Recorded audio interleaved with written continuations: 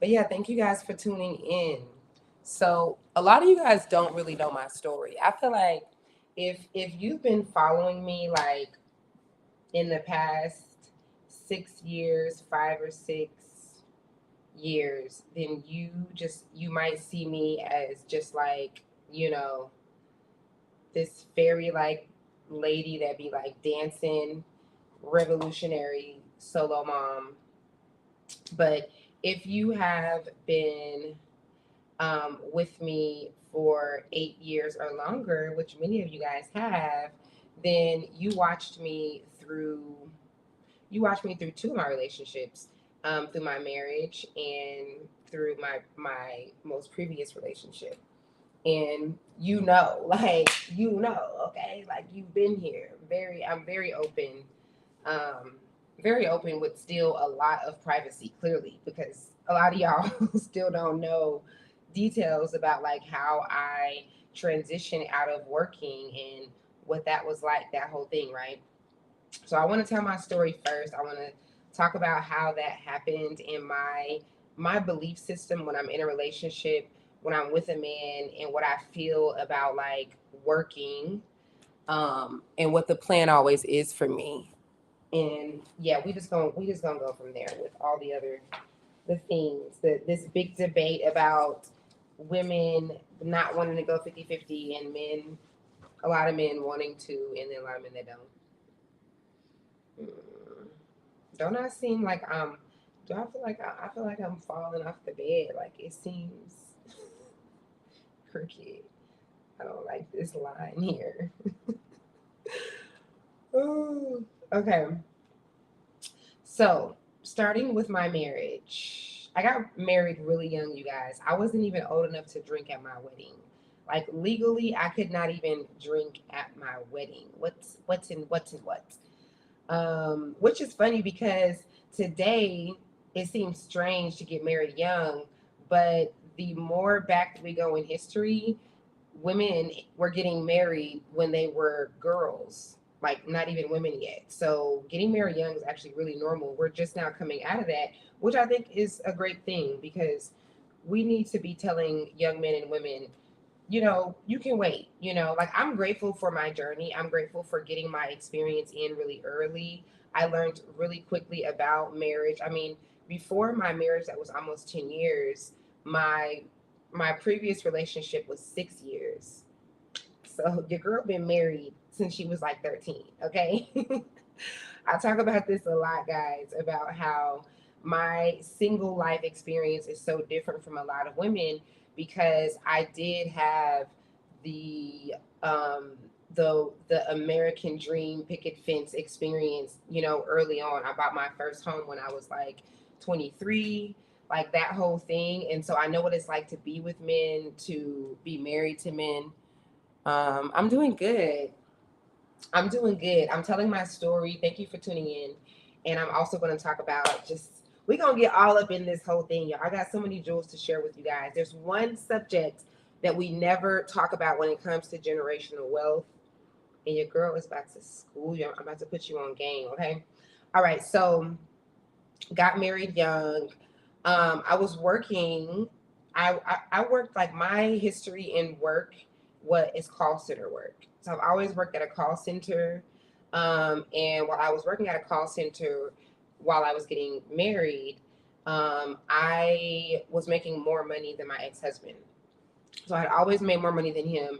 He didn't have like uh, a trade or anything. He didn't have like a certain type of job. He would do like factory jobs. He would work anywhere. It'd just be certain jobs that he would work. They're like a lot to like tip agencies where, a man can get paid, back then, because this was 2012, maybe making like 17 an hour sometimes, and then like way less, other times $10 an hour. So my ex-husband was working jobs like that, and I was working at these two solid call center jobs where I was making like $18 or over, right? And back then this was kind of decent. Like this was kind of decent to make 18 or over 18 back, what, 14 years ago, 15 years ago. And so yeah, we did that for a little bit. Um, there was a time that I realized, it wasn't too far into our relationship. I think it was probably right before we got married, where I realized that because okay, so here's the thing. We had our family already created. We both came into the marriage with one um child, okay? So it was just like I got to the point where I realized I'm making the money to pay. I'm paying most of the bills because I'm making more money than him. But um, your bills, I mean, your income is just paying for daycare because daycare is so expensive, like just like it is today. Which today is like I can't even believe the prices of daycare today. But over 10 years ago, 15 years ago, it was also unbelievable. So I just remember being like, yo, you're literally going to work so that you can pay for our kids' daycare when you could really be at home. We wouldn't have to pay for daycare. You know, you could be at home watching the kids when I'm at work. And then when I'm off of work, you can be going to school to get your trade. Because this is how I look at it, you guys. Now, some of you women, I hope that there are some married women in here or women that are working. So this is how I look at it, because even though there's this whole thing about, you know, a man need to take care of you and da da da da da, and I agree that I'm probably going to get into this more too, like just the way that biology is set up, a woman does not need to be pregnant and working and going through her 3 to 4 years of postpartum and all the things that goes with that. Me personally, you guys know, or a lot of you guys know, I get this condition called HG when I'm pregnant. So I'm extremely sick. Any man that has been with me while I've been pregnant, which I haven't had an experience of, you know, someone not being there, and they always have to show up. Like, you got to take care of me because I am literally on bed rest the entire time. And so it doesn't make sense for women like me to get pregnant. It doesn't make sense for a woman that will, you know, end up getting diabetes when she's pregnant, which is such a common thing. Preeclampsia. Like, there's so many things. Like, we just can't be risking it, acting like it just makes sense to go 50-50 all the time, just whatever, whatever, right? But this is how I feel. I feel like when I'm in a relationship, I don't want my man to be slaving either, though. Like, I don't want to be slaving. And why would I want my man to be at work all day? That doesn't even, to me, that's the only way. And I'm not trying to put anyone down because maybe you love your job. I don't really know too many people that do. Maybe you love your job. Maybe both of y'all love what y'all do. But I think that's the only scenario that you could be in, unless you're just not thinking. Like, you really truly think that work is the only way to where you would want your man to be going to work and to be tired and, you know, slaving. Maybe he's not necessarily slaving, maybe he has an easy job. But I feel like for me, especially if we have children, if we have small children, I want my man's at home. Okay. So if we have to be in a dynamic where neither of us are entrepreneurs, and this is where I got to the point, what I'm saying as far as my story, because at first, like, we came into the relationship both working. I didn't, you know, he's working as well, but then he's not making as much money as me. I realized that his money is only paying for daycare and maybe like one bill. So I'm like, I can just take care of that bill. You can go to school, and we're no longer just funding daycare when the kids, you know, can be with their dad, you know, throughout the day. And so because I'm always like, especially if I'm going to be with someone and we're in this loop of work, we need to find a way to get out. Not everybody has to want that desire, but I feel like if you got your thinking cap on as a human being, jobs are not actually security. You can lose your job anytime. So I'm in my early 20s at this time, and I'm just like, yo, if we're going to do this, our goal needs to always be to get out of this, because who the hell want to be working until you're 50, 70 years old, you know? And so, is that all that I want to say to that? I think, yeah. So then he agrees to do that. So he ends up going to school for aviation, and I end up I'm working, and my whole thing is that because I know now that I have this condition. This is I'm on my second child after we get married, and I realize, okay, I'm having this condition. You know, I want to have more children, and I don't want to be working and dealing with this condition when I'm having these children. So I need to find a way to get out of work, period. So him going to school is an even better idea, and I would like to homeschool our kids. So He goes to school. He goes to aviation school. He ends up landing a job with Elon Musk. This is by the time that I had Titus and we were in LA. And so now the goal has transitioned a little bit. Ladies, I know that you don't like to be the only one working or yada, yada, yada, but that's what had to happen in a real marriage. And this is why, if you watch my video a few months ago where I talked about the dangers of women in this soft life thing, where not where women are desiring soft life, but where women are painting the picture that we can only have a soft life if there's a man involved. Because it just doesn't always go that way. Sometimes your husband can be the breadwinner and then he loses his job. And then what? You might have to pick that up. Like, you might have to do that.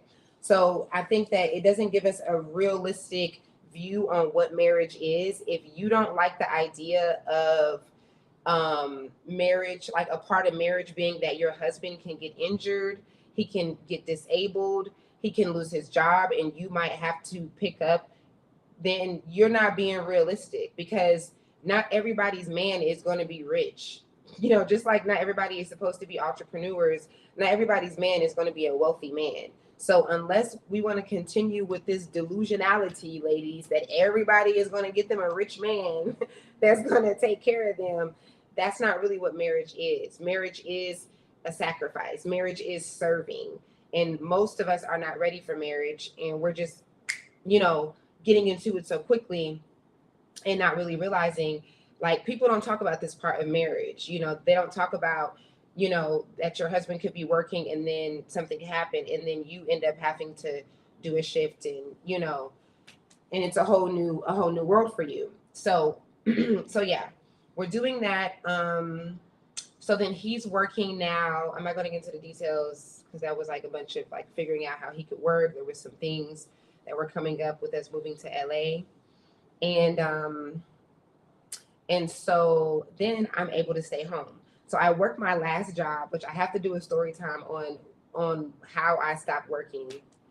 Tell me, y'all, let me know in the comments. I'm gonna skip this part, but let me know in the comments if you're interested in knowing why I went, like how I went to work one day and then I just quit my job. Okay.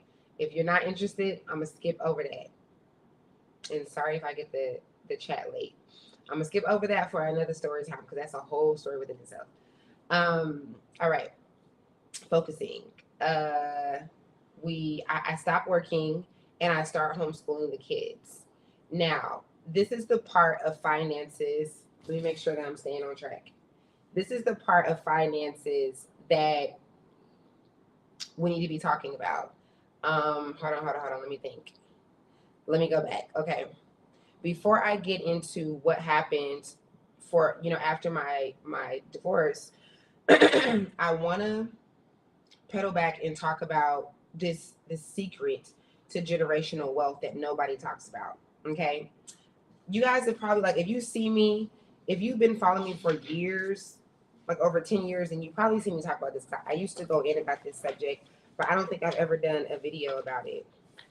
And so what I talk about is how there is this delusional way of thinking where we think that we're saving money if we go 50-50, if there's a man or a woman in the house and there's a man making income and there's a woman making income, and I'm talking about the dynamic of there being children, by the way, because why are we talking about generational wealth if there's no kids involved? You need kids to have generational wealth.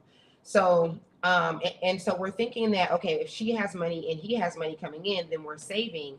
But really what's happening is that it's like the same thing as a person being single, because that means that even if she's paying his bills or vice versa, there's his income going to his thing and then her income going to her thing, even if it really is the other way around. It doesn't really matter the arrangement of bills. It's two people, it's two incomes. So that's still one income each. It's not actually the splitting and the saving that we think is happening, because we're talking about the bills still being for each individual and the usage still being the same, right? I want to share this book that, because I've studied generational wealth for many years. I used to teach my kids about what it means. there's this thing that we forget when we talk about generational wealth. What people think, we think that generational wealth is about making money, like you as the parent, you get your business or however it is that you come up with the wealth, and then you pass it to your kid. Boom. Now you have created generational wealth. That's not true. That is not generational wealth. Accumulating money that you leave for your kids is not generational wealth. Generational wealth is wealth that is passed on through generations. So it would have to go beyond your children. Your children would have to pass on the money at least one time, and now you have created generational wealth. But you creating money in your adulthood and then giving it to your kids, that's just making sure your kids is good. That's making sure that they're set up, but you didn't actually create generational wealth. Before I go forward, I want to reference this book. Everybody should read this book. I've been reading this book. I've read this book like 8 times. I've been reading this book for, I don't know, 13 years now. It's called Family Fortunes. And it's this guy that studies, he spent years studying families that have created generational wealth over 100 years. So it's Family Fortunes, How to Build Family Wealth and Hold On to It for 100 Years.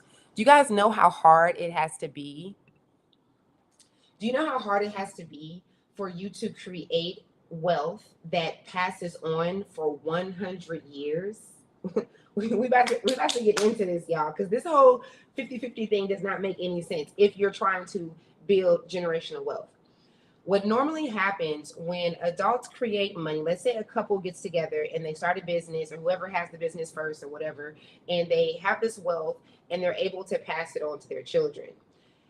What happens most of the time in any kind of, I don't know if you call them like a divorce attorney, a family attorney, they will vouch for this. They will tell you that the majority of times what happens when a family leaves wealth to children is the children fight over the wealth when the parents are dead. The children fight over it. They sell the properties to the bank that have been trying to buy it, or to the government. They are, in rivalry now, and it's a bunch of chaos. And a lot of times they're grieving at the same time, and they're just exhausted, and they just want to get rid of the assets. So, I mean, they might give it to a girlfriend. They might do something with drugs, or like there's so many different things, but it's normally not what people think when they think, okay, I'm going to create this wealth and I'm going to leave this money for my kids. The majority of times, and I can't remember the percentage, but let's say it's definitely over 50. I'm definitely going to say it's over 60% of the time when wealth is, now this is according to this book, whenever I read this book that I just gave to you guys. Yeah, I'm going to say it was at least over 60% of the time that wealth is actually not passed on. And the common denominator, the factor that changes that, the biggest factor where it's been proven over and over again on how to actually create what is real generational wealth, it's when there is a matriarch in the home. That is the time. So this particular book, he studies, like, I can't remember, there's the Rothschild family, Rockefeller family, and there's like, I don't know, let's just say 10 other wealthy families, right? And I know those families don't have the best, the best reputation, but they did build their wealth from the ground up, from strict poverty. And the reason why the matriarch makes the world of a difference in whether or not you can duplicate, which is really creating generational wealth, is because these children who become adults, who end up selling off their parents' property and fighting over the assets and everything, they don't have emotional intelligence. They don't have what a mother or a matriarch brings to the table when it comes to a family, which is your attunement of yourself, who you are, your identity. It's you being able to use your intuition and to feel and to process your feelings. It's the healing of the trauma. All of that is the matriarch's part. And when you are trying to build wealth and you have this couple who believes that they should go 50-50. Now, of course, everything I say here is not like, it's not that if you do it that way, it's going to be impossible. Like you could do it however you want. But the way that has been proven to work for hundreds to thousands of years, it has been for there to be a matriarch in the home, because building generational wealth is not just about finances. And honestly, it's not about finances at all. Like the money is the extra thing. Like it's the bonus thing. What it really is the family structure. It's the family having a tight knit on who they are, their morals, their values. This is what carries on and really creates generational wealth. And you cannot do this when the matriarch is in survival mode, when she is trying to figure out how to pay the bills as well. In this video, I'm not going to be telling you whether or not you should go 50-50 with a man. I'm going to tell you guys the truth about what happens when you do, because we think that we think that we're getting ahead the curve because we're splitting the bills, which again, and in this book, the guy, he breaks it down way better than I am as far as like the science, like the economic science of how a man and a woman splitting bills is actually not doing anything. It's the same thing as if you were living on your own. So don't get mad at me for that. Okay, he's the economy, the economic expert, you know. And you can listen to the book. It might be free on YouTube, but I listen to it on Audible, and you can get all that information as far as that goes. If you guys are enjoying this live, please hit that thumbs up and share this live. This is like a really important subject. You should share this. Okay, so let's move on. Generational wealth. What else? I had these little points that I wanted to make sure I made because it's so many levels I want to hit. And when I went live the other day and I was talking about my favorite thing about living here, like what I like about living here as a woman, I should have wrote down my points because I got to do that live again. There was like, I missed stuff. There were things that I missed. I was like, wait a minute, dang, I forgot about this. I forgot about that. Okay, so generational wealth, the matriarch, emotional intelligence is what you need, because that is actually what carries money on. If you have, this is what happens, like when the parents die and you have these children that are fighting, they're fighting from a lot of times stuff that happened when they were kids, like unresolved situations that have been building up for years and years. This is something that if you are the breadwinner, unless you are a woman, I'm not going to make it seem like it's impossible, because single dads can do this as well. But unless you are a woman, you normally don't have the capacity, the emotional and intuitive and nurturing capacity to, first of all, do both, because a woman is very likely to do both. But then there's just so much of yourself that may not be a container, because patriarchy doesn't teach men that they can express themselves and they can, heal. And we know that, men compared to women, men are seeking healing less, men are avoiding therapy more. So, this isn't anyone's fault, but man is the one that says you can't cry, only girls cry, things like that. So it's very difficult for a man to do this, to be the breadwinner and also to be take the matriarchal role. And it's harder for a woman to do both, but a woman can do both. Women have done both, but it is obviously, let me not say it's harder. I'm going to say that it can be more challenging because everybody's story is different. I'm sorry, I got to read these comments like this. It's all about building it for your last name. It is all about building it for your last name. Tell me what you mean by that. What do you mean by building it for your last name? Because if everything is in your last name and it's just about like your legacy and all that, if your children are emotional, if they don't know how to control themselves, and if they have resentment towards each other, then it doesn't even matter about the last name. Your last name could be Ooper Noodle. Like it doesn't even matter what's in the last name or what like it's it you have to build this foundation in your family very young. And there's a couple of traits that happen with families that have been able to pass on what is true generational wealth. Most of them, and this is literally like a good 90, I'm gonna say 98. He gives the actual numbers in the book. 98%. Those children do not go to public school. Those children go to private school or they are homeschooled. The majority of children, I'm gonna say this again, the majority of children that have successfully, went into adulthood and actually passed on wealth for generation and generation, these children were either homeschooled or they were private schooled. Because normally public school kids are not, like, it's too much distraction, it's too much exposure. You're exposed to too many things. If you don't believe me, check out this book. If you don't believe this book, check out more, read more articles and read more books about how to pass on generational wealth. Because a lot of us, you guys, we just talk about generational wealth. Like we say like really catchy things.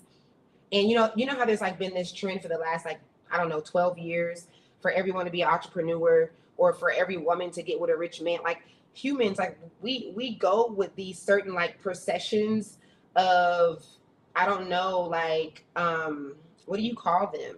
Trends, I guess. And we just kind of go with whatever's being said around that. But most of us that are talking about generational wealth and how to build it and that we want to and really like making it a goal, we don't actually study it. Like I never see anyone that's actually read books, like literally finished a book on what generational wealth looks like for other families that have successfully done it and how to actually do it. And you do have to read on that. Like, unless you do it on an accident. But again, what people are normally talking about when they're talking about generational wealth, they're talking about creating wealth for themselves and passing it to their kids. That is not generational wealth. Generational wealth is when your children is passing it on through generations. That's a difference. It's very easy for you to get assets and put stuff in your kid's name and yada yada yada. You can what is the process of like putting your children on the payroll and having it, there's all those little loopholes and stuff, which are really great and you should utilize if that's what you're into.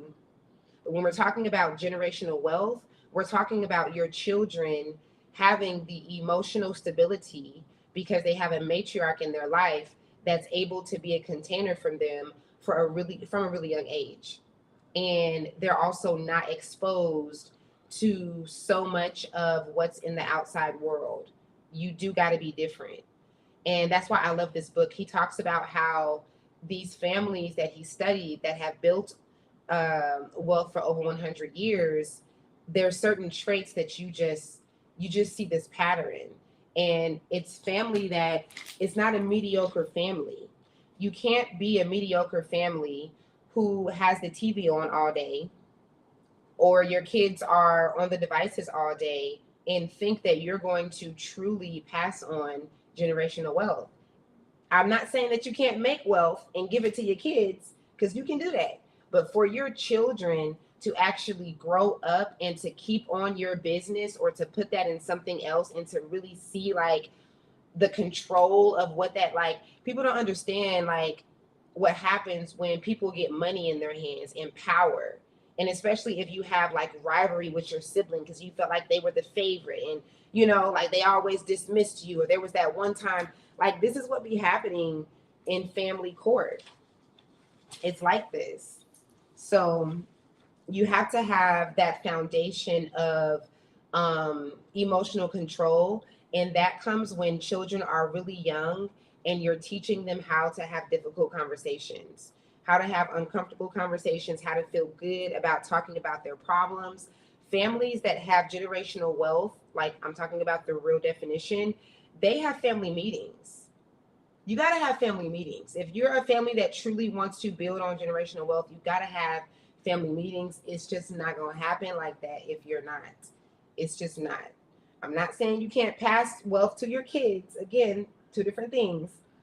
But your children are most likely not going to be passing on that wealth. They're not even going to know how because you don't give them the foundation for that. And so, yeah, that's always been a goal of mine. It's been a big thing of mine. If you've been following me for over 10 years, like back in like 2013, I used to call myself the matriarch.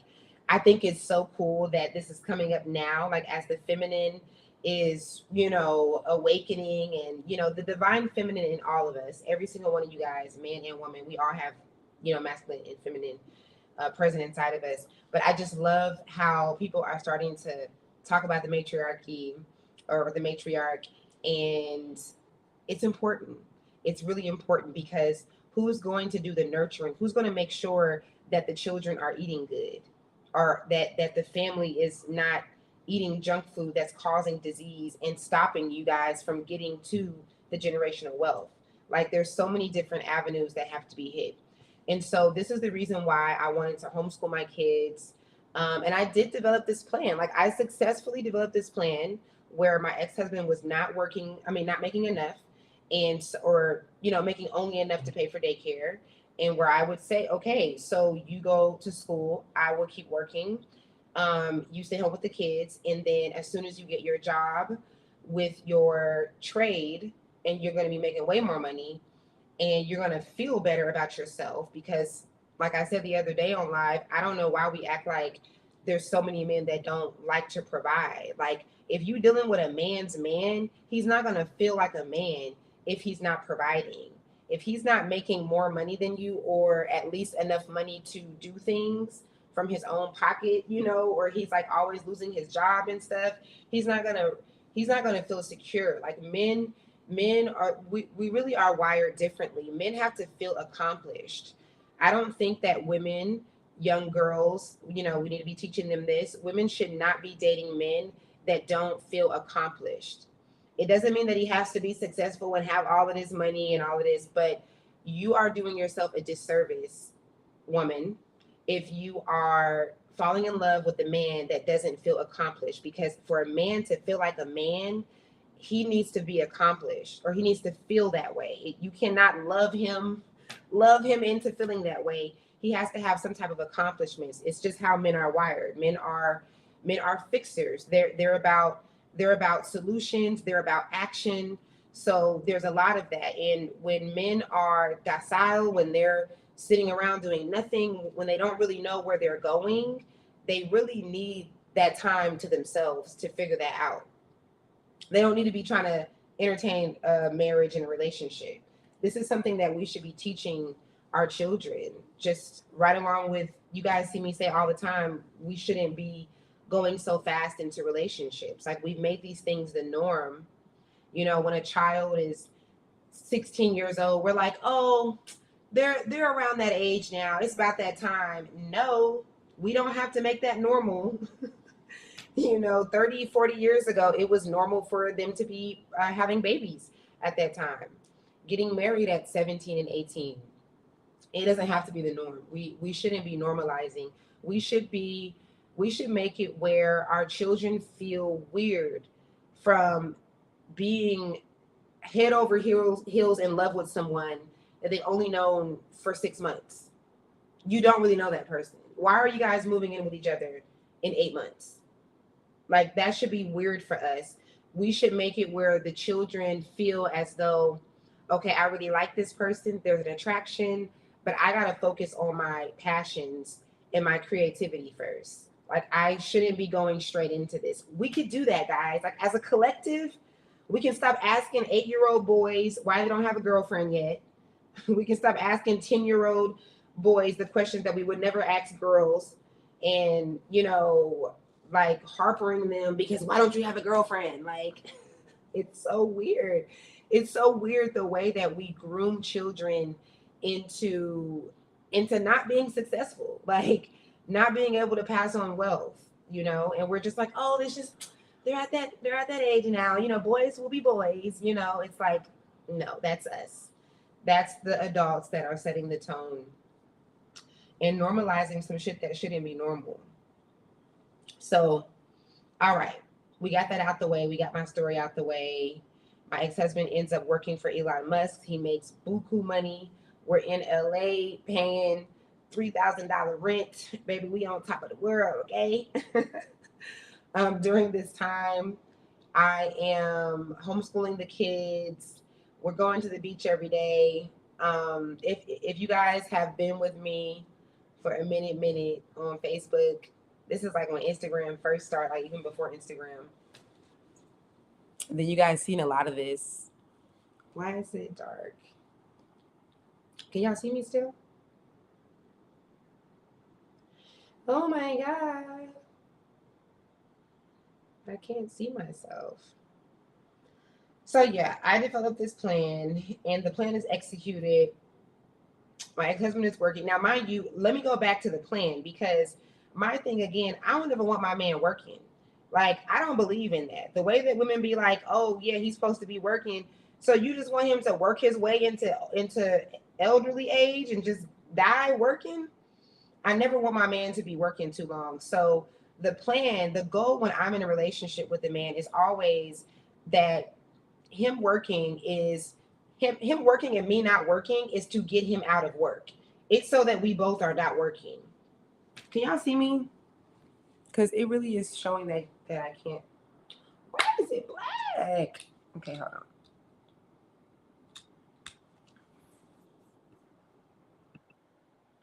I am talking about create. Why did this comment take so long? A legacy business. I'm so sorry, y'all. Values, opportunities, property, and family name that your descendant can be proud of. Uh, uh, uh. Okay, I'm sorry. I need to. Bruh. Why is they playing with me? You guys. I told y'all I'm not at my house. So my setup my setup is the little hood, okay? Okay, generational wealth is about money. Building it for your last name is about legacy. Okay. Descendant can be proud of. Okay, I mean, I'm not here to disagree or agree. I feel like humans we separate things and put things into categories too much. You know, I can understand what you're saying. I just think that there's so many things that are all one thing and we make them separate things. And many of us are just not that savvy with I don't know, like the intellectual part of all that. So it's like making sure that you have within your family, because what you said, absolutely, like all the different values and morals and things.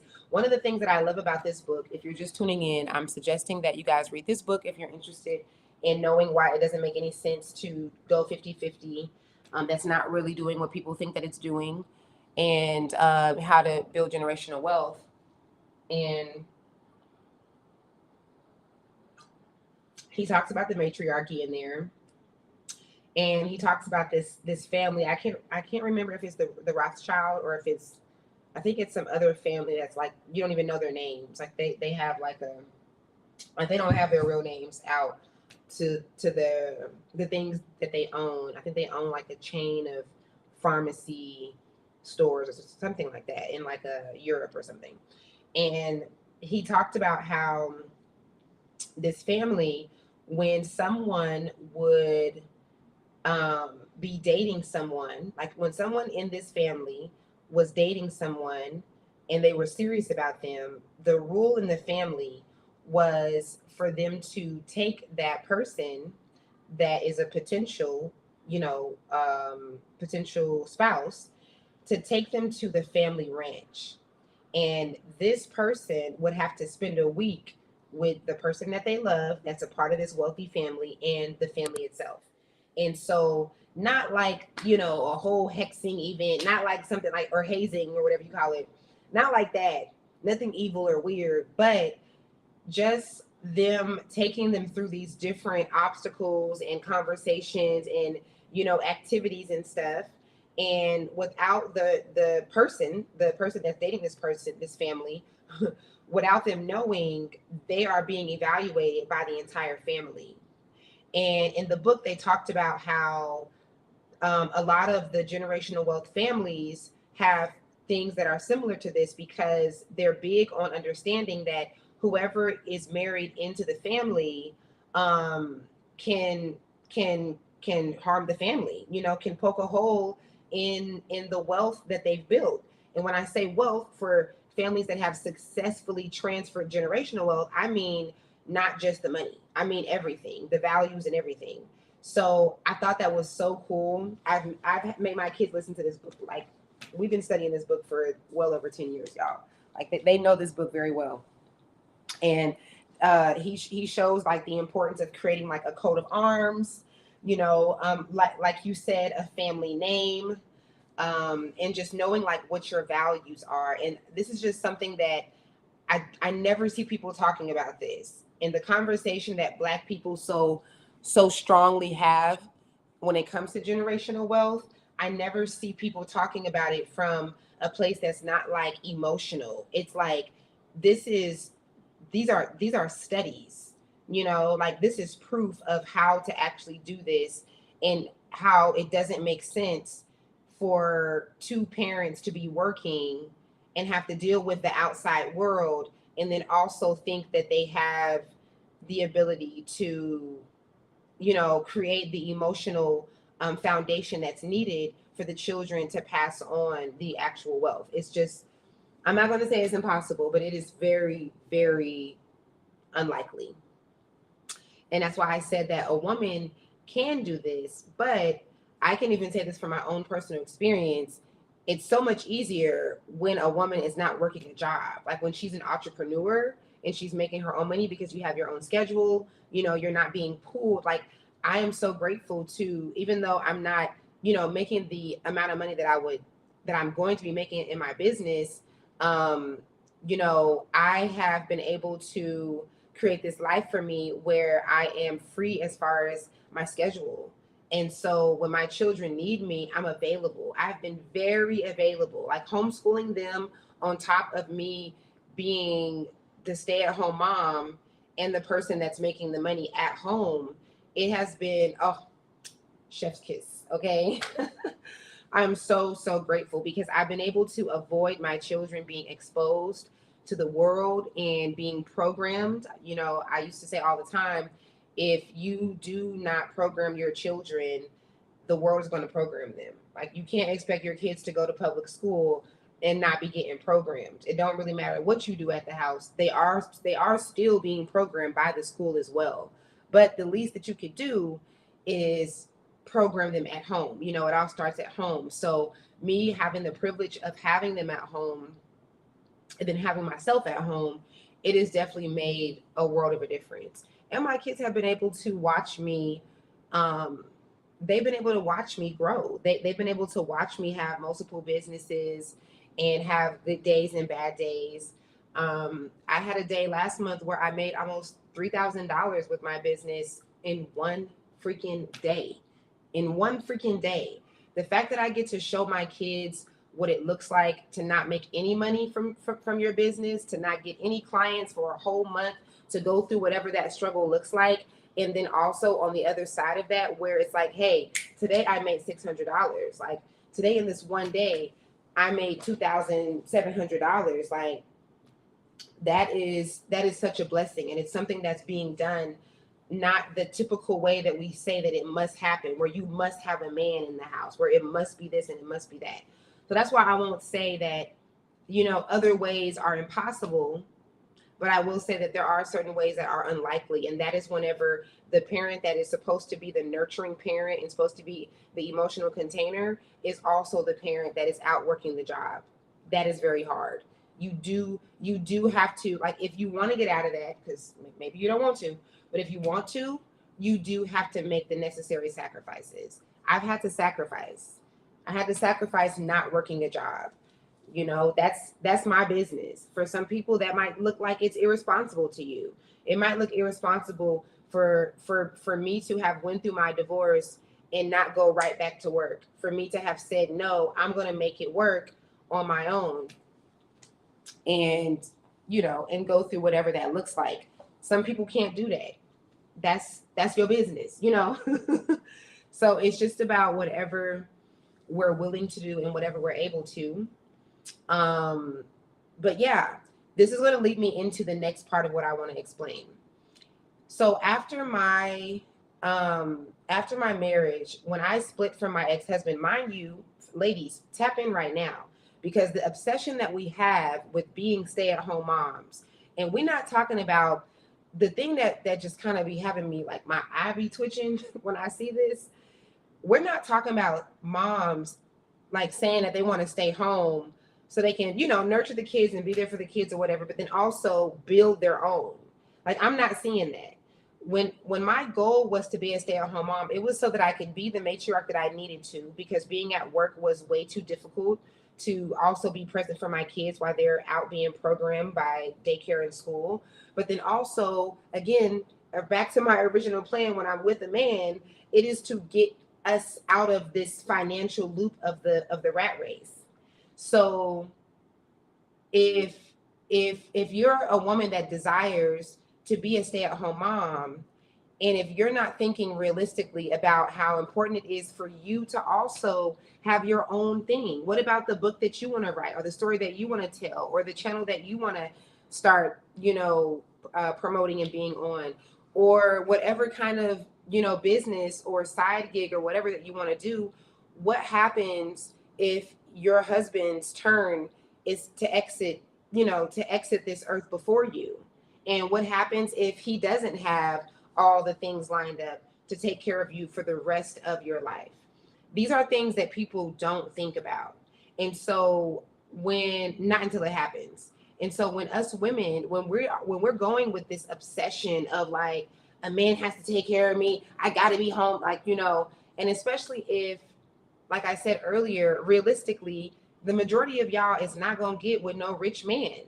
Like, I don't know why we think that everybody's going to be an entrepreneur and everybody's going to be a millionaire. Everybody is supposed to, like, everybody's supposed to have both their parents in their life. Like, humans are so unrealistic about life, about how things actually unfold. And so, being that we are not supposed to, and so we are not all going to all have a wealthy man, if you are able to be a stay-at-home mom, and technically, I've always been able to do this at some point. Every man that I've lived with 3 men. So I've been in 3 deeply committed relationships, where I was living with a man. And, now my first one, I was hella young. I was like 18. It didn't last long at all. But, I was there. Okay, he was going to work. I'm making his food. This was my practice, because for my marriage, I got married like 2 years after that. But I've never had a man that didn't allow me to stay at home. This is another subject. It's like, why are we acting like men, like there's so many men in the world that do not want to provide and that won't let a woman stay home? It is not hard to find a man that will work. A man that will provide, that doesn't make him the end all be all greatest man. They are out here. There are men out here providing financially and still abusing and cheating on their women. It's really not that unique. I don't know how we got here. I don't know how so many women ended up having the experience where they're dating men that won't let them stay home, men that are okay with not providing, because in my experience with men, I've never been with a man that felt comfortable not being able to bring money in the house. I've always dealt with men so much that this is a thing where it's stressful for him, that he's not able to provide the way he wants to, that I have trauma from that, if anything, from what happens when a man is not able to provide. Like, I don't know why. I don't know how you guys are end up paying all the bills for these men and how you guys end up having to go to work. And I'm not saying like every man on earth is like that, but I do feel like the majority or a lot of them, I can't say the majority. I can't say the majority because some niggas like to be at home and just doing nothing. But you're letting him do that because I have not had that experience. I just don't think that you have to have that experience over and over again. I do believe from someone that has counseled couples, someone that coaches men, I will die on this hill. There are so many men out here willing to provide, and I think that women, we should stop acting like that's such a rare find. It's not. Okay? So, where was I at, y'all? What was I saying with that? Sorry, y'all, for me to have my edges all in y'all's face. Hold on, I'm gonna cover it up so y'all don't have to. I gotta be able to read the comments. Okay, so what was I saying? What else is happening? All right, let me see what else. Generational wealth. I'm homeschooled. Okay, right. So then what happens is I'm staying at home. I'm trying to figure out myself. Okay, know thyself. I'm at home with my children and I'm discovering who I am and I'm finding out all these different, talents and things that I can do.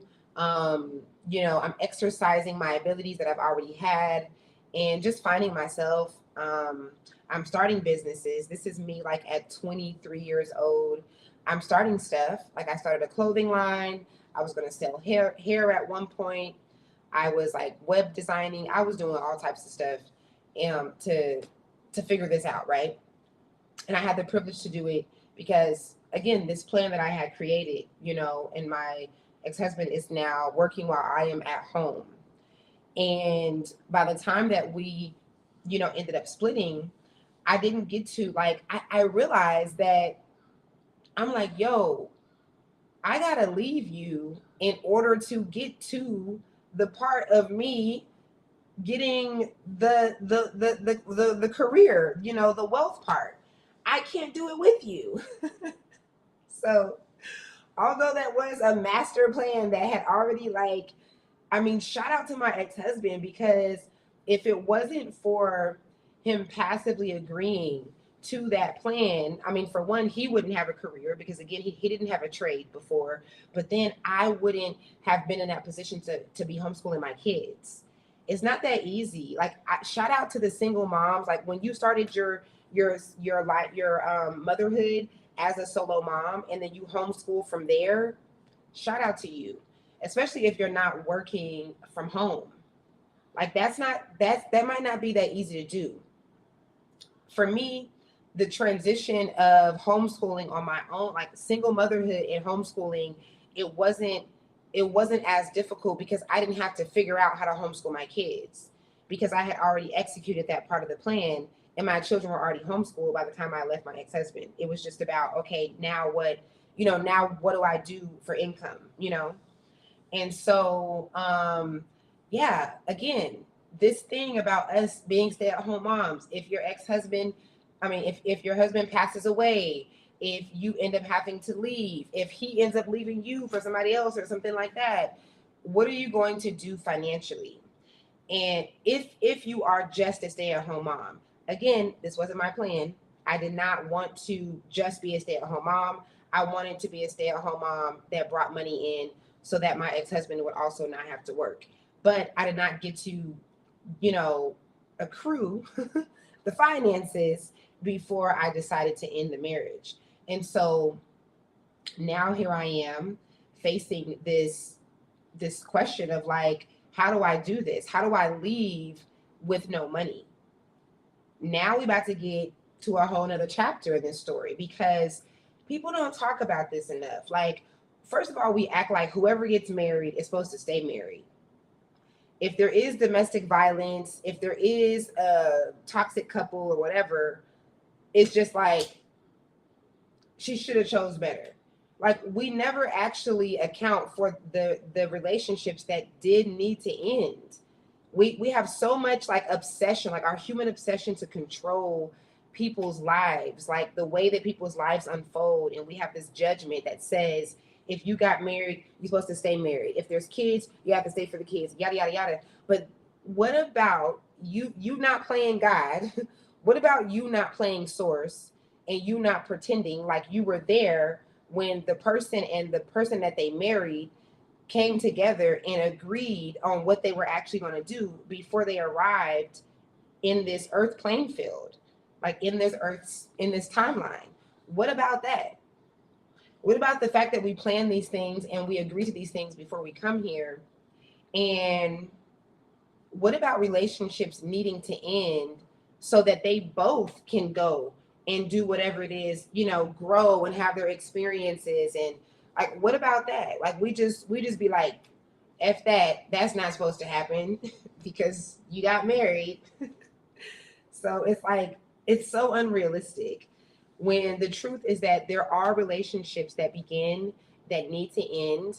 And there are so many women, there are also some men that need to end their relationships, that need to call it quits, that are holding on to a toxic man or a toxic woman, a toxic environment. The children are suffering more. There's domestic violence. I don't know why we act like two-parent homes are automatically healthy homes, as if domestic violence is like self-violence. It takes two people. Domestic violence cannot take place with a single person in a single parent home unless you beating on yourself. It takes two people. So how we get this idea that that a couple in a home is automatically a healthy home, it is beyond me. It is beyond me, the level of thinking that we don't do. And it's kind of messed up because there are even men in situations, there are men out there that are good men, that are domestic men, that are cooking when they come home from work, cleaning up, helping around the house, and they got an ungrateful ass woman.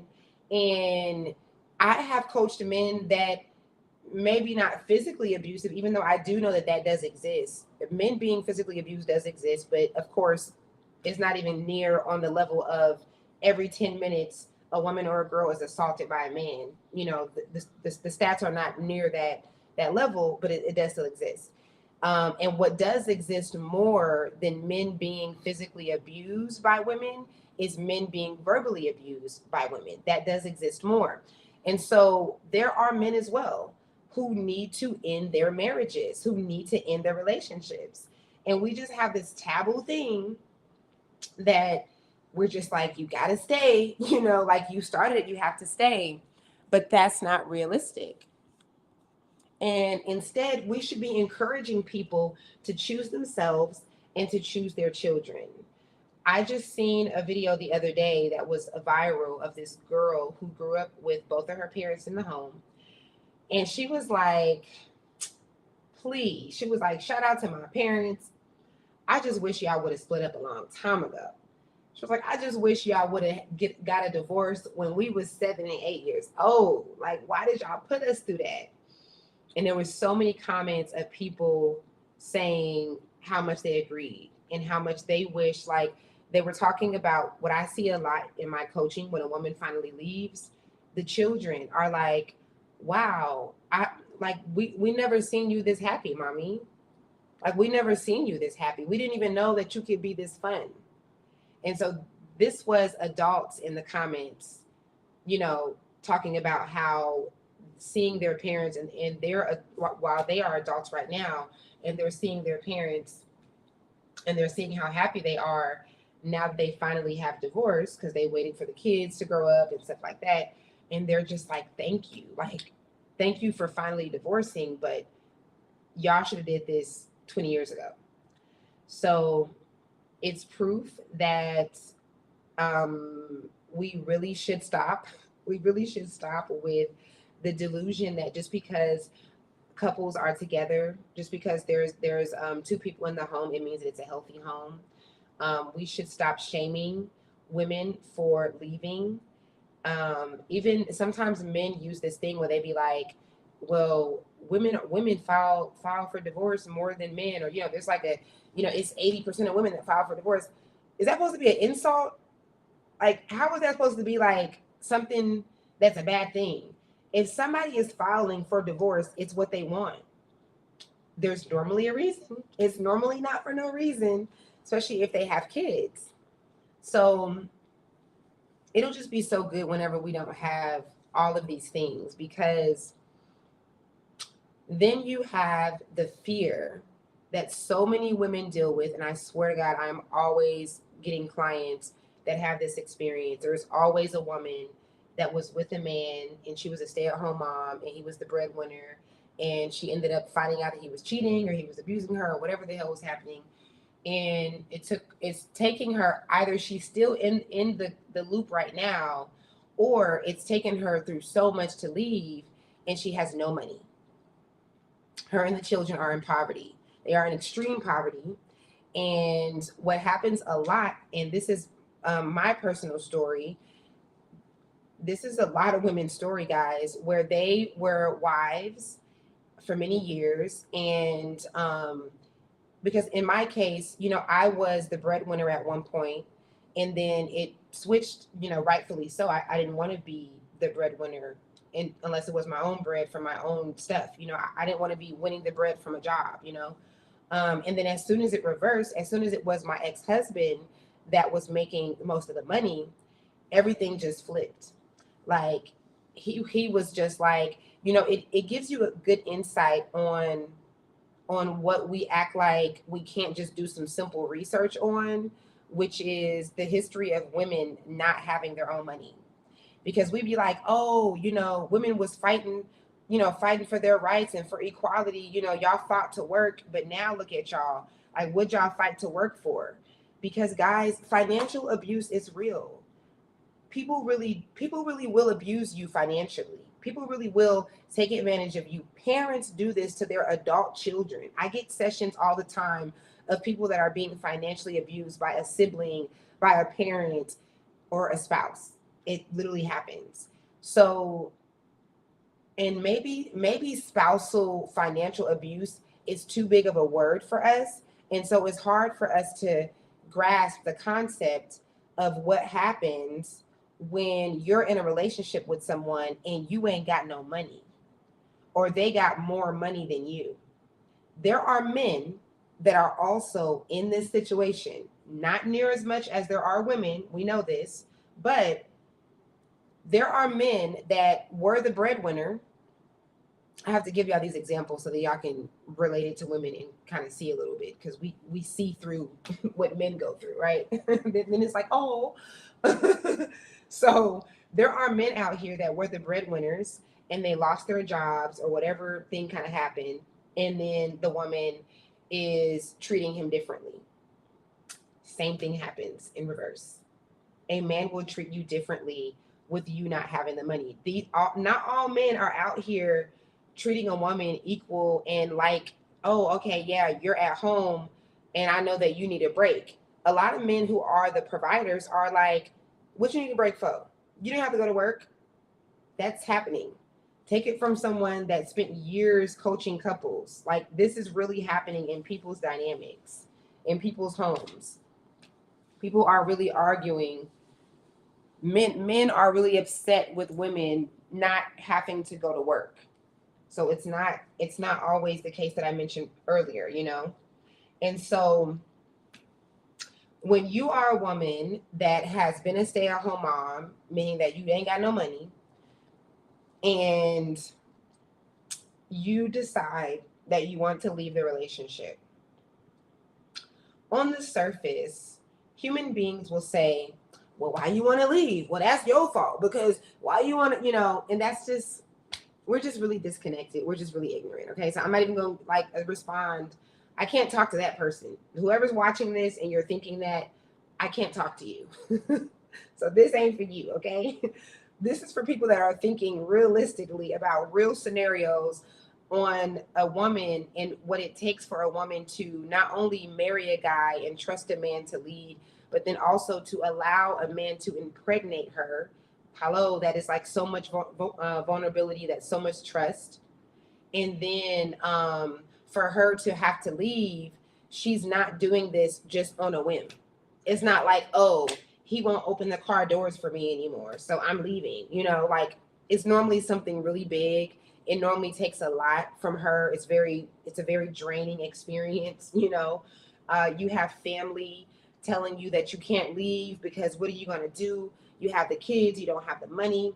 So this is a lot of women's situation. Like, there are stats on this. There are statistics. Over 50% of solo moms are divorced moms, divorced and widowed women. So, and they go through extreme poverty. There are stats on that, on women being married and being stay-at-home moms and going through extreme poverty afterwards. And I'm highlighting this because the idea of a man taking care of you, cool. If that's what you want, fine. Like, it's such a trendy thing right now. Go for it. But don't do it in a way where you're not thinking of having your own, because again, your husband can pass away, he can become injured, anything can happen, or the marriage can just end. You can want to leave, he can leave you. There's so many different factors and reasons on why we have to stop with this idea. Like, it's making it seem like we're making women feel like they can't find true love, or they can't find a real relationship unless the man has a bunch of money and he is paying for everything and taking her on trips, and that's not really realistic for everybody. And so, yeah, there's a thing when it comes to that. And I was watching this podcast. It was Kiki Palmer and I think Regina Hall. I watched a couple of her episodes. I can't remember if she was talking to Regina Hall, but I think so. I think Regina Hall is single. And so these are two accomplished, wealthy, beautiful Black women who are discussing how difficult it is to find a man that is like emotionally intelligent and all these things. And they're talking about how, like, a side that we don't really see unless you are in a circle of having wealthy women that are friends, which is them being made fun of when they get a man that doesn't have more money than them, because women have this idea that the man has to have more money than me, like he has to be the one making all the money. But this idea comes from a woman not having any money, because when you are a woman that, hey, hey, how are you? Like, who is that? How was camp? It was fun. Okay, is Jada here? Okay. When you are a woman that has your own money, and when you have good money, and especially when the money is coming from your own talents and your own gifts, you're not thinking about who can I find that can pay all my bills. And this is what Kiki and Regina was talking about. And they were saying how a lot of wealthy women end up with men that aren't the breadwinner. A lot of wealthy women end up with men that don't make more money than them. What you call it? Candy Burrows is one of them. Y'all, I'm bad at names, so I can't just sit here and act like I'm about to list off a bunch of women. But there's a lot of women that are wealthy that don't end up with a wealthier man, or with a man that can match them financially. And what they were talking about was so insightful, because I've thought about this so many times. You only are obsessed with that because you don't have good money. I'm not gonna say you don't have your own money, because then y'all gonna be in the comments talking about I got my own money and I still want a man that's making all the money. But I'm saying that when you are a woman that makes a lot of money, like your money is flowing in, why would that be a priority? It wouldn't be. You would be looking at other traits and other things. And a lot of us don't realize that, like, it's really like, it's I don't even know what to call it, when we come from this history of women not being able to have our own jobs and have our own money in our own bank account. Just 50 years ago, we could not own our own property. And that was because men were paying all the bills and taking care of everything. And here we are today, not knowing our history and putting ourselves back in that position. That's why I'm sharing this part about me leaving my ex-husband and not having any money, like making that sacrifice and having to do that, which most women don't end up doing. Most women that obsess over being a stay-at-home mom, they get it, And when the relationship doesn't work out or they end up leaving or whatever the thing is, they end up not they end up not they end up not actually leaving. They end up staying because they don't think that they can leave because they don't have no money. And you might not even be thinking that that could happen. You're probably like, that's impossible. Um, Even if me and my man don't make it, he gonna do this and do this and this, but you don't know. Having a man that commits to you in marriage does not mean, I don't know why we connect these dots to this, but a man that is willing to commit in marriage does not mean that he is going to stay being a father and taking care of you afterwards. And a man that chooses not to continue to do that, it doesn't even mean that he's a trifling dude and he's just a horrible, like, he could be also going through it. He could be also be like, damn, I dropped the ball. I lost my family. I'm depressed. I'm gonna start doing drugs now, or I'm gonna start, whatever. It's so much deeper than the way that we describe it. We're so on the surface with stuff. Hold on, y'all. Let me shut this door. But we're so on the surface. We think so meteorically. Is that a word? So meteorly. Mediocrity. When it comes to stuff. Because we be like, oh, well, then he's this and he's that, and he don't love you if it's this. He never loved you if it was that. Like, people be going through their battles. People are running. Men are running from their trauma. Men do not have the reality where they have a safe space in other men to process their trauma. So we're talking about a very unhealed species, the species that runs from healing the most, that doesn't know what it looks like the most, that avoids therapy the most. Is deep. And the way that we just talk about it on such a surface level, as far as what happens after divorce or after a couple doesn't work out, oh, it's so much, y'all. I just be like, am I really here with y'all? Is this the real reality? Do we all need to have an experience? Like, I feel like we should have been mandated to take a psychology course, like, before you're able to become an adult, like before you can drive. I think it should be mandatory that we all take like 2 to 4 years of psychology, because there's so much that we don't understand in what it's like what it takes to interact with the opposite sex, to interact with human beings, like the communication aspect of it. Like, there's so many different levels. And a lot of times, you guys know that most people, we're giving advice and we're judging off of our own personal experiences. So if you didn't personally experience that, unless you're an in-tune person, which is normally empaths, you're probably not even connecting with what this person is saying and what they're experiencing, because that's not your experience. And you don't know nobody like that. And you never, like, that's actually what we are going off of, unless you have an experience of like coaching people, doing therapy for years, then you get more of a broader perspective of different people's lives, like what actually ends up happening and how things end up unfolding in people's lives. So it's deep. If you are enjoying this live, please hit a thumbs up. Please share if this live sounds good to you, if you're getting a lot of insight. She about to shut the door. Y'all, she about to not shut the door. I gotta get back up. Okay. If you guys are just tuning in, I'm telling my story, my financial story in my marriage and after divorce.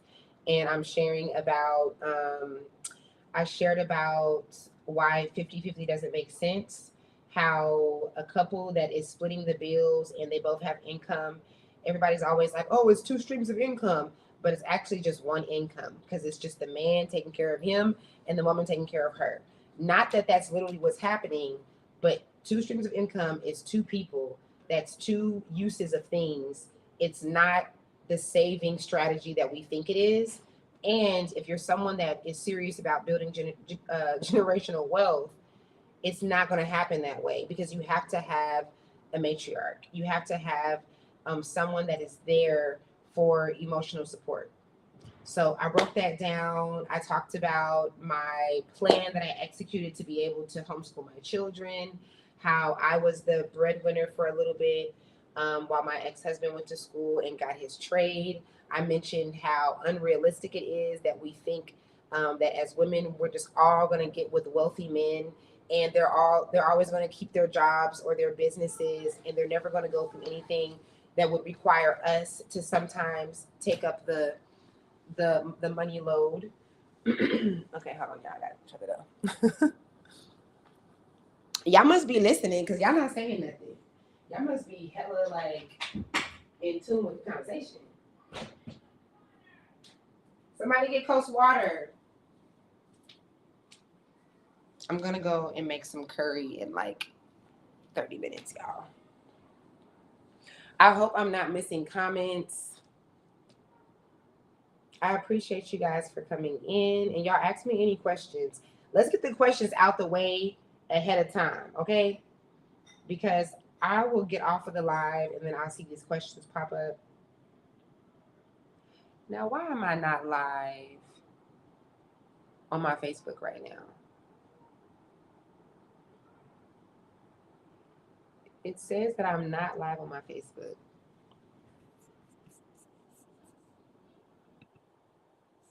Hold on, y'all. Oh, because it didn't connect. You mother tucker. Dang. Okay. All right. That's okay. That's okay. So, where am I at with this conversation? Thank you guys for tuning in. That's crazy. I thought I was live on my Facebook. Okay, so what else? What else? Yeah, so the history when it comes to okay. When it comes to women wanting to stay at home and not being able to leave, and there's this history that we have that we completely ignore, where just 32 years ago, you guys, 32 years ago, it was legal for a wife to be raped by her husband or abused. It wasn't until 1994 that this became a criminal thing. And it wasn't till about 20 years before that that women were not able to have their own money in their own bank accounts. So when we think back on the past and we say very ignorant on the surface things like, why are women fighting? Y'all wanted to work. Why y'all tired of work? Da, da, da, da. We cannot begin, we could, but we're choosing not to, to fathom what it was like for your grandmothers and for your mothers and your sisters back then. And try not to think of this from the standpoint of being a man, because I feel like that automatically, like us all being programmed with patriarchal mindset, it automatically like snaps us out of any type of empathy with this scenario. Think about this whole experience that I'm explaining.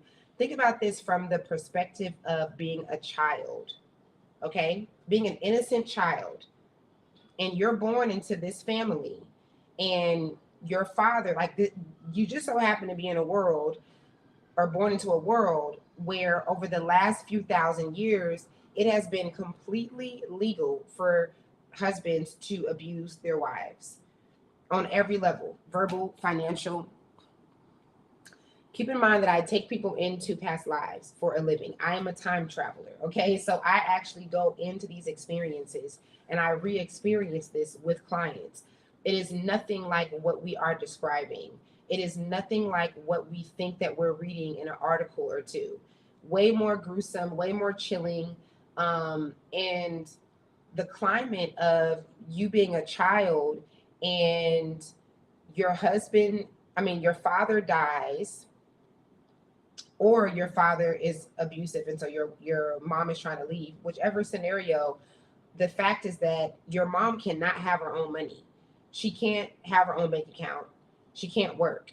And so if your father dies, your mother has to go be with your uncle or the closest male cousin, which normally does was happening, and they did have a sexual relationship. So a lot of times incest was happening that way. And all this has to take place, or she just goes through this extreme poverty that you can't even imagine because she cannot keep her own money. And you're a child that's in the middle of this experience. And so, yeah, that was something that was just happening 30 years ago, and we trickle this down into the future now, into where we are. And what it looks like is not that women can't work. It's not, of course we can work now. We have a lot more equality than we had in the past, but it does look like a bunch of women who were committed in committed relationships or marriages, and they end up staying at home, something that we're promoting so much of and we really, really want to do so bad. And they end up in that same exact experience because unless you are the kind of woman that just wants to get up and go work, which again, like, this isn't normal. It's not normal for children to not have a parent that's home with them that can be emotionally available. Even if the child is going to school, the child needs a parent that's available that says, "Hey, I know that you're going through this. Let's go ahead and take the time out because I have that time because I'm not away from home for 8 hours a day." So it's just crazy to me that us women, that we want so badly for a man to take care of us when we don't understand. Like, if unless you think that most men are great, unless you think that most men are great people, which none of you guys watching this really believes that. If you guys really if you can correct me if I'm wrong, if you're watching this and you really believe, like, truthfully, don't try to defend men. Try to think about whether you trust your daughter or your son around a group of men versus a group of women. Or would you leave your child alone with two men versus two women? And you have to literally choose one. I think we all know what the majority of our, the only reason why, if you would say no, is because for some reason you just want to defend men so badly. But when men are protecting us, they're protecting us from other men. If a man is walking you home or he's dropping you off and he's waiting for you outside, he's not really thinking like, oh, it might be another woman in that house. It can be another woman in the bush. He's thinking about a man. Okay. So unless you think that most men are capable of what, your daughters need, what your mother needed, what women need to be safe, with men, then it's really trippy to me how we have been on this roller coaster, like this road of, I need a man to take care of me. Because then what you're saying is you want to be financially abused. Humans are not able to hold on to the power. Like, it takes a special kind of human, man or woman. It takes a special kind of human to be the one that is making all the money moves, and you don't abuse that. Just like the Bible says that it's easier for a camel to go through the eye of a needle than for a wealthy man to make it into the kingdom of heaven. Of course, heaven not being the real heaven that we think, but it being a state of mind. The reason why this is so difficult is because human beings, it's because we have ego. Okay, I ain't even gonna get all deep and break it all down like that. It's because we have ego. So because we have ego, it is not that easy for people to be in positions. Let's be realistic, you guys. Relationships, even a happy marriage, you're not always happy. You're not always happy. In a real solid marriage, y'all went through some shit. Like, I don't even trust couples that have never faced divorce. Like, if you're a couple and y'all been together for 15 years and you never questioned if you were going to stay or not, I don't trust y'all. And this is coming from someone that has a lot of experience. I went to school for family and marriage counseling. I have counseled in coached so many couples. I have a lot of experience in this field. So I'm not just speaking from an emotional, personal standpoint or anything. It really is like that. It really, marriage really is a sacrifice. It really is about serving. So being that all these details are already there, you got to be a person that's healed from your trauma to have this woman that's always, yeah, or whatever it is that she's doing. Maybe she's not. Sometimes she ain't doing nothing, and he got his own wounds from his mother or whatever the thing is. And for him to not abuse his power as a man, even a broke man, even a man that ain't got no money is abusing his power in his home. Okay, that's even happening in his home. But a man that do got some money and his partner that's getting on his nerves for whatever reason, it could be rightfully so, or it could be that he likes men more than he likes women. A lot of men like their homies. A lot of heterosexual straight men like their friends more than they like their wives. This is not a conspiracy. So it can be for whatever reason, but this man being the one that has all the money and she doesn't have any money, she has to actually come to him if she wants something. Realistically, guys, why are we acting like this is a dynamic that should have never taken place? Like everybody should have their own money, like period. Like just because. So it's one of those things where, like I tell my boys, if you are a husband, you should want for your woman to have her own money because you don't know what could happen to you. Something can literally happen to you. There's new widows popping up every day. Okay. Something can happen to you and, or something can happen to the marriage. And if you're a man who is like, you already know what you're doing with your career, you're already financially put up because, there's steps to this. You can't really worry about this if you don't got that going. And you should want for your woman to have her own finances. You should not want to this is what equality looks like. It's not where you could be a man that still likes to provide, because there really are men that just love the idea of I'm paying all the bills. Some men really are like, her money is her money and my money is our money. That exists. I know that, we like to call these men simps. I ain't even gonna get into that, but it's a real thing. And so you might end up having that experience where a man is willing, but if you're a man, then you want your woman to have her own money just in case something happens. And that's what equality looks like. It doesn't look like I have to be the one. Oh, me as a man, I'm supposed to be the one that has the money. It doesn't have those kind of like gender role things. Let's see what else.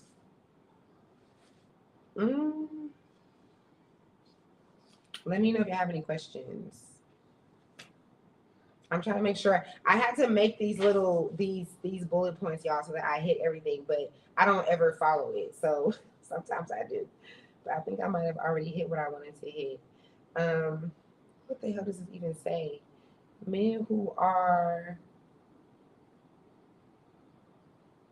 oh, okay. So then there is the part of, okay, because this is how I feel. This is where I am in my personal life right now. After being a breadwinner, I've experienced that where I made more money than my ex-husband. After being a stay-at-home mom, I've experienced that where he made more money than me, and I've had other relationships where the man was making money and I was the stay-at-home mom. After making my own money by myself, like not having a relationship from my actual talents and gifts, I feel like I don't have to have a man that makes more money than me. I really don't. I don't like where I am, and what my focus is me making money. And I feel like with this culture of women where we want to have a man that's taking care of us so bad, we don't focus enough on the money that we want to be bringing in, because we're so hyper focused on falling in love with this man that's going to, be wealthy and take care of us, because we think that all the men we think that all of us are supposed to be with a man like that. And it's just like, I feel like after all this experience, all these years, and for what I do, I low key need a man like Tabitha Brown's husband. Y'all know Tabby, Aunt Tabby. Her husband was the breadwinner. She said she used to always tell him that she's going to retire him, and she ended up retiring him. And they did this episode that I caught some months ago, and he was talking about what it takes as a man to be secure in your masculinity at a in a place in your life where the reality is that you're no longer the breadwinner, where your woman is making more money than you. And my experience with men, I'm trying to think because I let me think. Mm. So the time that I was working and my ex-husband wasn't, he actually did go through some self-esteem stuff. Because like I said, if you're dealing with a man's man, men want to work. I mean, they want to make money. They might not actually want to work, but they want to make their own money and they want to be able to provide, right? So I did deal with it then, but I didn't deal with it anytime after that because I'd not been in another connection with a man where I was making more money than him, right? And so with my experience, I don't even like I need a man that is going to be okay with being on the back burner. Like I don't need for us to both be racing to the top, like or unless you're racing to the top in your own world, like in your house, which is really what I want. I don't really want to live with a man anymore or for a really long time. Like I want my next relationship to be where we live separately for a long time. So I just know that I'm already who I am. Like I'm already showing up in the spaces that I'm showing up in. Um, when when you are in a committed relationship, you become your partner's help, right? You become your partner's server. So if you love someone, you're automatically going to want to help them evolve in whatever the thing is that they're doing. And when I'm in a connection with a man who is still racing to find his financial freedom, and if he's also doing it in a way that is stressing him out, and he is angry or he's like having emotional, mood swings and all this because he's not feeling like a man, he's comparing himself to people online, all these kind of things that normally are happening. It's too much for me. It's too much for me, and I can't focus like where I would actually need you to be a help to like the background. Like I need technical help. I need other structural help behind the scenes that the parts that you guys don't see. And it's just too hard to be with someone who is stressing about money. I don't be stressing about money. If I do stress about money, it's good that I'm doing it by myself and I'm not like putting it on someone. And so, yeah, I just don't feel like I have to have a man who's making more money than me. Like, I don't have a problem with making more money than my man. I don't want you to not be making no money. That's a problem because I'm not going to be with the man that doesn't have any accomplishments. Like, if you don't feel accomplished as a man, then we can't do it. But I love what I think his name is Chance. Is it Chase or Chance? Tabitha Brown's husband. I love the way that he spoke about a man that is secure in his masculinity to where he's okay with letting his woman be the shine, be in the spotlight and be the breadwinner. And he doesn't feel what you call it, threatened by that. Because that has the one time that I was the breadwinner, that was my experience.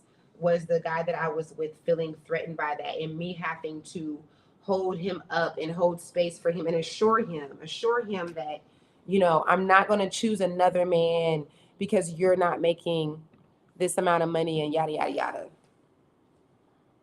And I just ain't got no time for that. I don't. I'd rather have a man that's not making more money than me and that's able to help me make more money.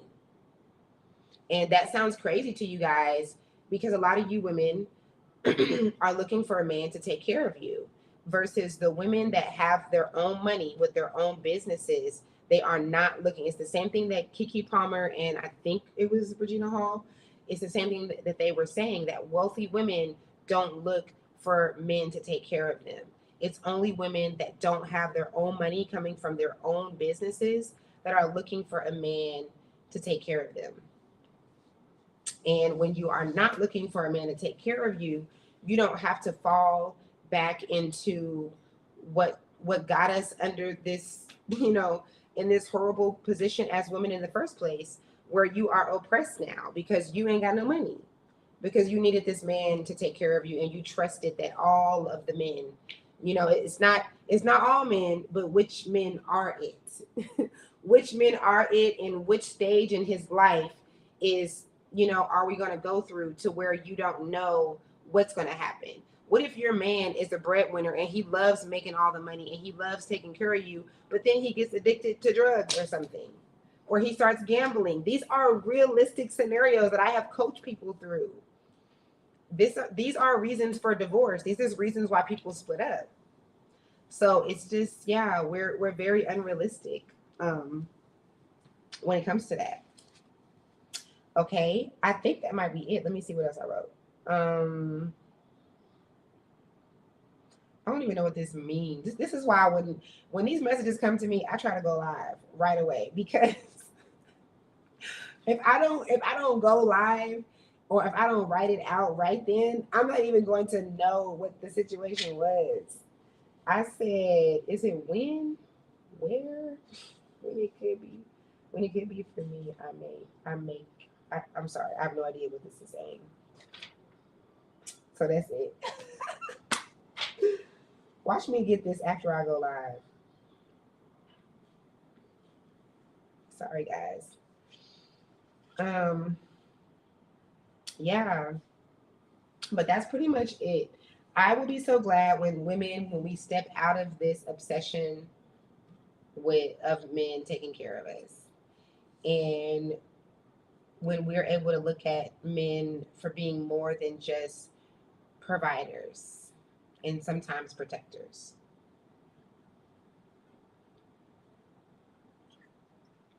And the only reason why I said sometimes protectors is because, unfortunately, we have allowed men to think that their role as men is to provide and protect, these two very on the surface jobs.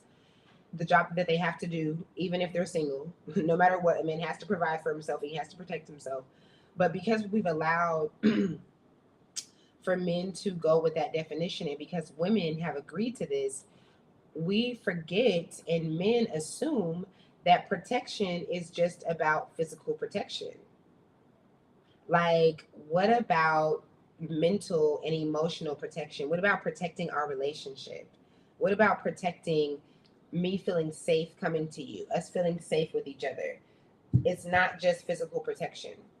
So that's why I say providing. Like, we have, for many, many centuries, like, we're coming out of this now. For many centuries, we have only required the bare minimum of men to provide and to protect physically, not to protect emotionally. And so, yeah, we're finally coming out of that. And I'm so excited to see it. And I'm grateful for my journey. I'm grateful to be in a space where, I feel like I've never looked for this. A man have never been able to impress me with money. Like, when my ex-husband when he finally started working and he did the Uno reverse card on me, because I wasn't making any money. And I'm talking about a real Uno reverse card, y'all. Like, bro was like, I don't have to buy you flowers no more. I don't have to do nothing no more. He's like, I make all the money. And I'm like, the fact that you thought that was going to move me when I got with you and you wasn't making more money than me. I was paying most of the bills. And then in order for you to get your license and get your trade, I paid all the bills. That's like a whole year of him going to school, and I paid all the bills. And I'm not like, I wasn't making money that was like, making us, wealth or anything. So it was just a normal call center job. And I was still able to maintain and do that while us getting married, having a huge wedding, having a huge honeymoon, all of that. And, oh, my ex-husband I think he might have been on unemployment for some of that time. I feel like he was bringing in a little bit of money. I think he was on unemployment.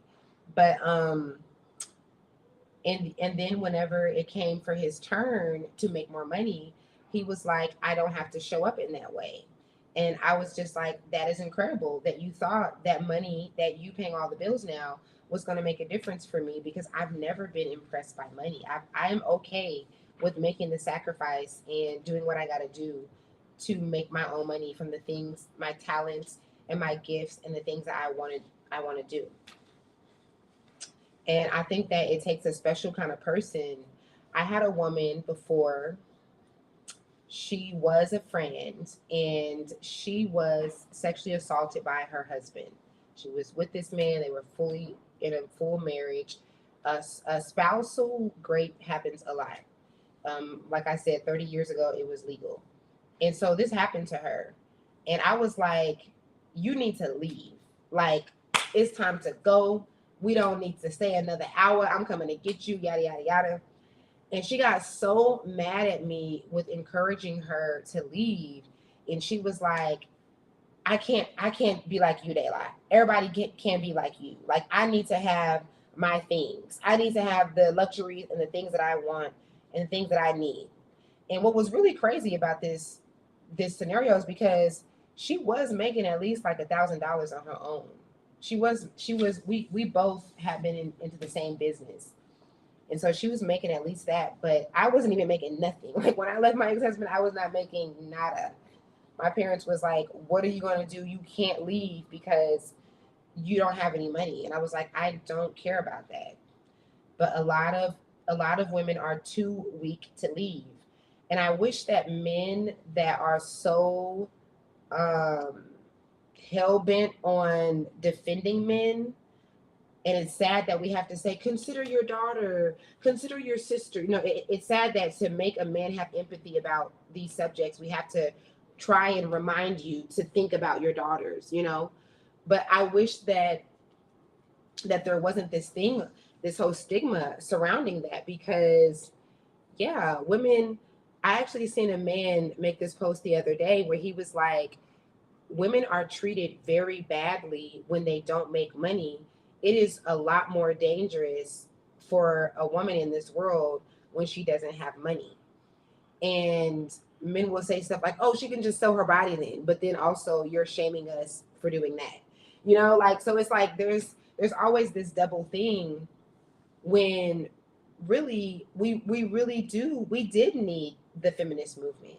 We did need equality, because, or we do still need equality, because women do have to have our own money. You don't know what man is going to be physically abusive. Any man that is physically abusive, which, if you can agree that you don't know who's doing that, you don't know who's going to be financially abusive, because a physically abusive man is going to be financially abusive as well.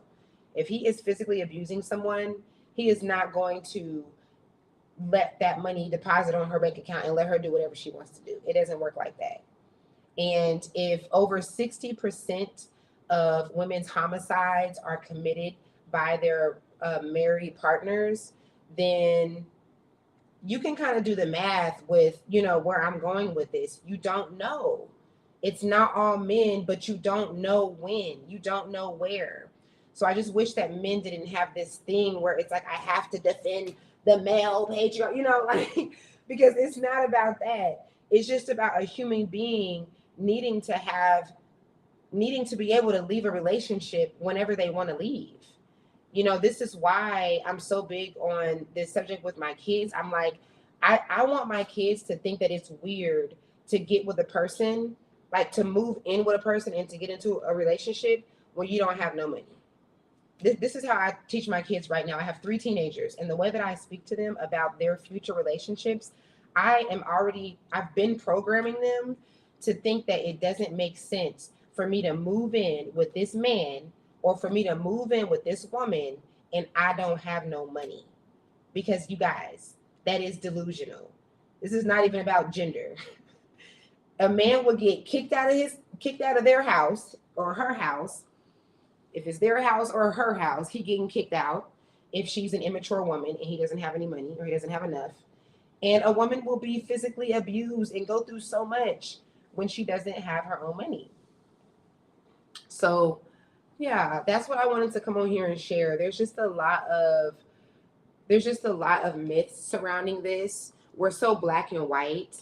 I wanted to tell my personal story because I think it's important to see how what real marriage is. The way that in order for me to help my ex-husband get in a better position in his career, in his life, which was to also benefit me and our kids, I needed to work some.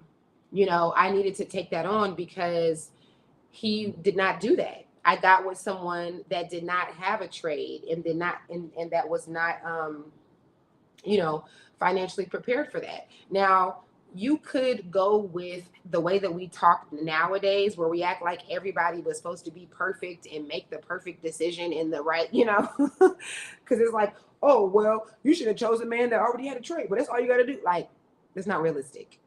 It's not realistic that you're going to get married at 20 years old and also be aware in a society that doesn't teach you that you shouldn't be going off of this man's potential.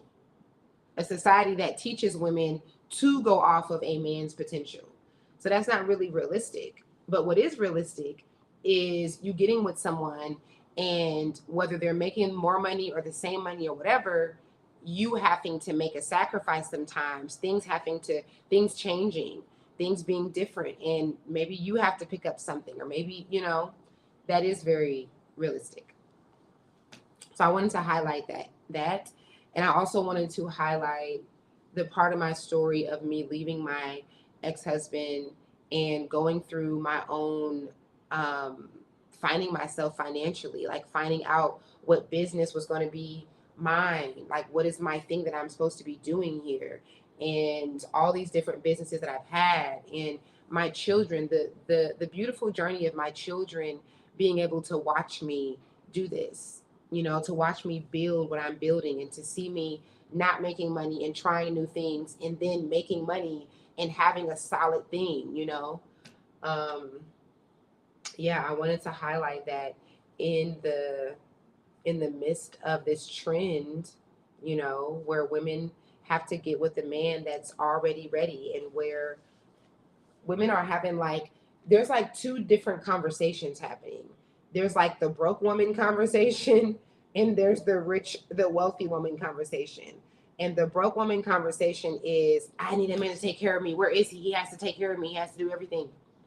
And the woman that already has created wealth for herself is like, I need a man with these morals and these values, and he can't have this and he can't have that, and he does need to be accomplished, and like, not to make it seem like wealthy women just don't care about a man with money, but I'm just saying that the way that so many of us make it like a forefronter thing, like a lot of women are just putting themselves back into history, back into the past, where the priority was you getting with a man that makes all this money and that is,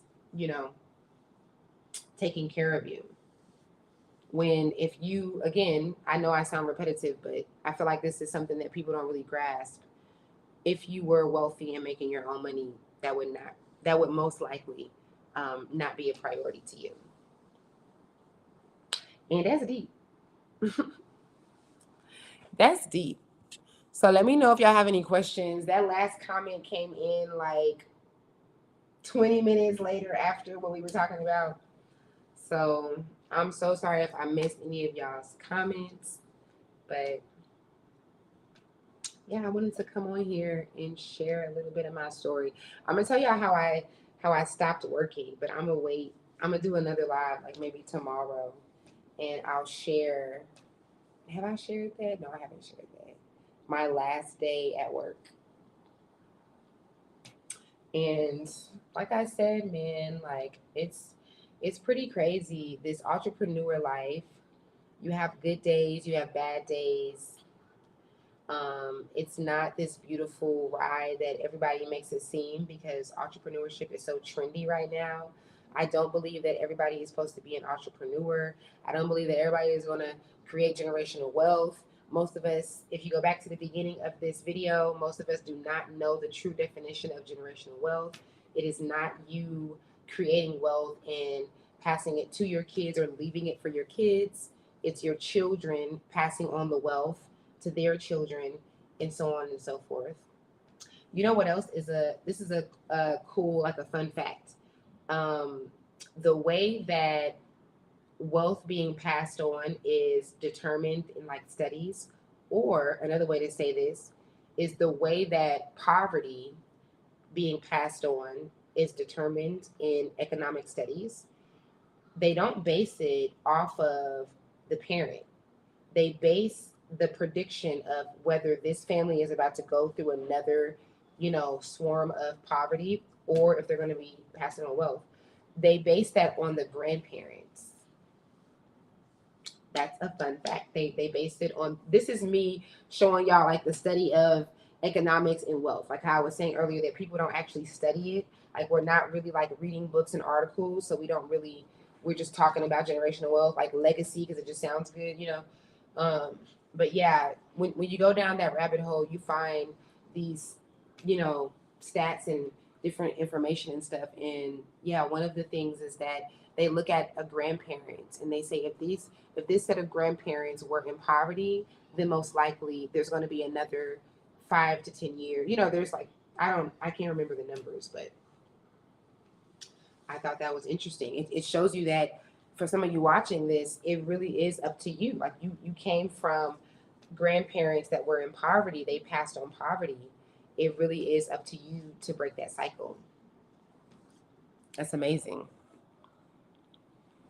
Okay, sorry, let me read this like this.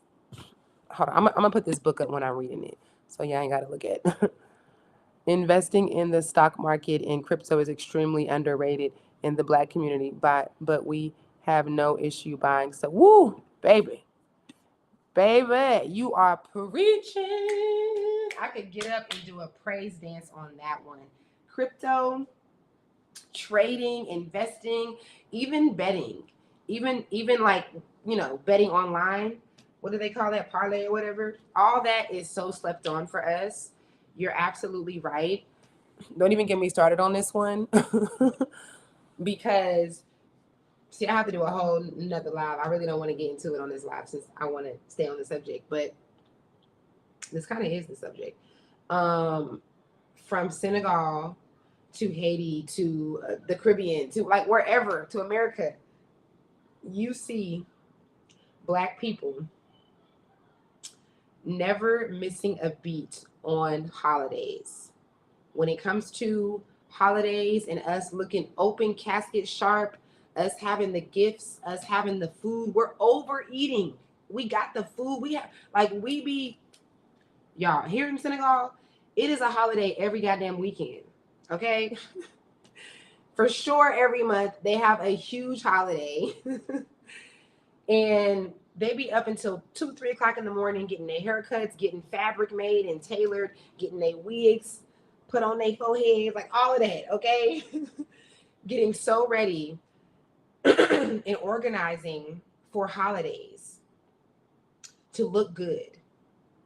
But we are not doing that for Black businesses, for like not even on no trendy vending stuff either, because I'm tired of that too. There's a whole thing about invest in Black businesses, and then it just turns into us like a bunch of Black businesses that are overpriced. You can't even invest in it, or you can't even buy things, and then it's just all about vending and getting sales.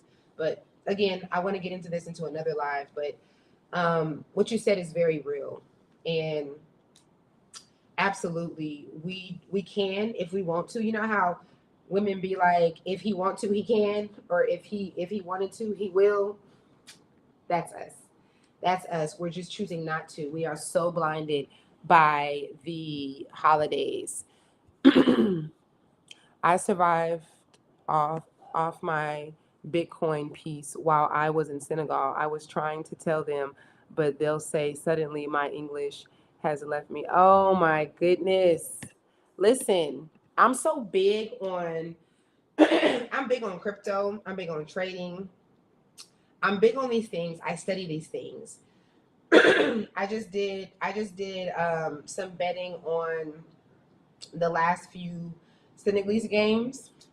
But here's the thing. I'm not good at it. Like I don't know.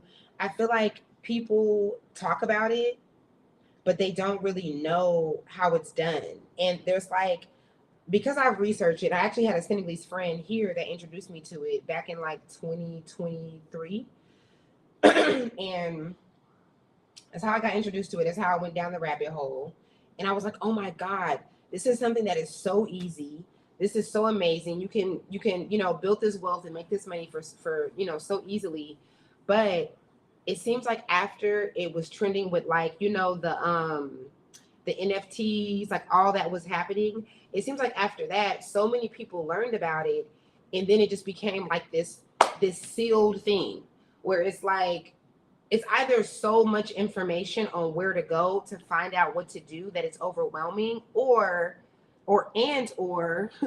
within that sea or that ocean of all that information, you only have a select few people that are genuine and that really know what they're doing and that actually have experience, not just with the trading and the crypto, but actually making money. Like, not just actually doing it, but making money from it. So I still haven't done it, and I've downloaded, like, I don't even remember my freaking passwords to my wallets that I've had. Like, I've done the thing. I got so close. I wanted to write a book. I still want to write a book on crypto and investing, like for Black people, because I'm a really good teacher. I'm really good at explaining things. And if you guys don't notice, I like to take really complicated subjects, difficult subjects, and I like to simplify them and make them make sense. I put them in a different perspective. So when I was learning about crypto and I realized how easy it was, and I'm like, oh my God, investing seems so difficult. It seems like it's something that only the big dogs can do, and you got to already make a bunch of money and have this circle. And I'm like, this is it. This is all that crypto is. So yeah, I want to teach it, but I gotta know how to do it first. I have to have experience with doing it first. I miss them parties though, especially baby showers. I, I wore the same dress to all of them. That is funny. Oh, you learned on YouTube. Yeah, they will party, man. They will party, and just like us in America, they will party all their money out and don't have no money. Christmas comes around, we spend all of our money, then we're stressing until income tax. It's a cycle. It's a cycle. And it definitely is stopping us from what people talk about, that they think, like what they think they're talking about, but what they're really talking about, which is not the generational wealth. It's stopping us from creating the wealth to pass to that first generation, to pass to our children. The generational thing is a lot deeper than that, but yeah. Senegalese ain't doing, oh wait, ain't doing all day. They have maids, so why not learn something? Exactly. That's real. It's a couple of people that end up coming up though. Like my homeboy that introduced it to me, he had a Senegalese friend. He ended up moving. I have two friends that had Senegalese friends that ended up getting into crypto and like taking themselves out of poverty and like moving to Europe, and they're just living off of crypto. So what's the route that you did on YouTube? Because I feel like I've done it all. I've been down the rabbit holes. Like when I research something, I'm in that thing. So I've listened to audibles. What haven't I done? I feel like it's just a matter of like finding someone that knows what they're doing and then like sticking to that person's strategy and their step to step thing. Like obviously at this point, I feel like I have the structure of what to do. I just need to do it. I need to know like the apps and I said I would start with maybe like a dummy account, like I forgot what you call that. But like the thing that has like the fake crypto and stuff. Which I have some Bitcoin. Let me see what my Bitcoin is doing. I haven't looked at this in a long time. It was going up after, I remember right after Trump became president this last time. It had been like up there. I don't know what that has to do with that, but mm, I have not looked at this. That thing down. It's definitely down right now. So yeah, y'all. Let me know if you have any questions. I'm gonna get out of here. I appreciate you guys. Thank you so much for tuning in. If you enjoyed this live, hit that thumbs up and share. If you enjoyed this stream, you can share. And yeah, y'all, ladies, let's stop with this. I need a man to take care of me. He gotta take care of me. Like, all of us are not gonna find a man that is making more money than us. It's not realistic, especially where we know that women are the fastest growing in finances right now. Like over the last 10 years, we've been skyrocketing. Your man might end up making less than you. And I promise you, as a woman that is in wealth, like when you get into your wealth, you're not going to care so much about that. You're going to want him to have his own, of course, but you're not going to feel like the world is falling apart if you don't find a man. Like, like you won't be able to live because that's how we're treating it. And it's only when I talk to entrepreneur women, like women that have even made more money than me in my business, like way more money than me. It's only when I talk to them that I get this understanding of what I'm explaining because they're in the position that Kiki and them were talking about, like not needing it. So not desperately, sorry, y'all, not needing it. So not desperately being like, I have to have this. What the heck? Where is my. Okay, I'm gonna read your comment in just a second. I'm gonna get out of here though. Seriously, guys. I know I said that already. What in the world?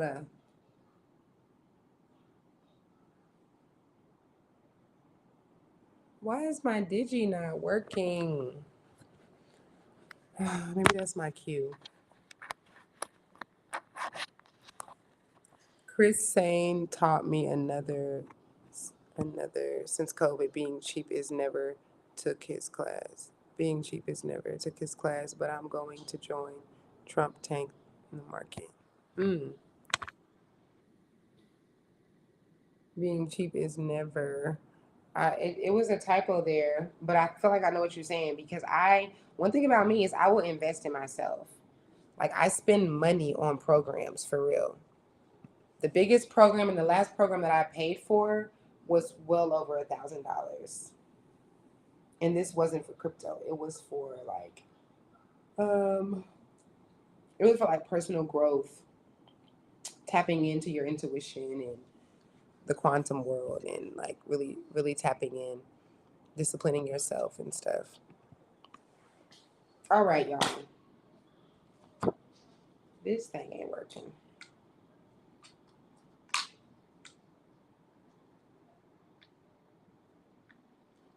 This thing ain't working. Let me call my homegirl real quick and see when she's going to be home.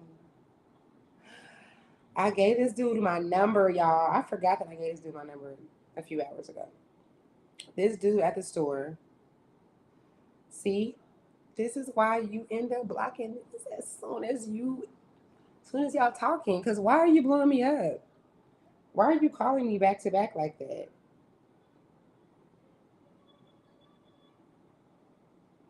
My name is Innocent. The guy you gave your number to today. Why is your name? Your name is Innocent. I don't even. Mm-mm. Y'all, everything be making me say, I ain't gonna be able to. This ain't gonna work. I ain't gonna be able to do this. Your name is Innocent. You're not innocent. That's it. That's so funny. Yeah, the kids and I are in the car right now, y'all. I'm so glad you guys stayed here and stayed tapped in on this live with me. I appreciate it. Uh-oh.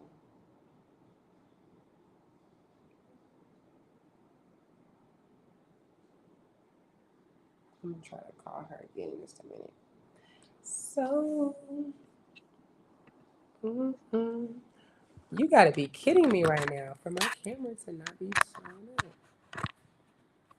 I'm gonna, okay, so Chris Sane. Chris Sane. Who is Chris Sane? Chris Sane seems familiar.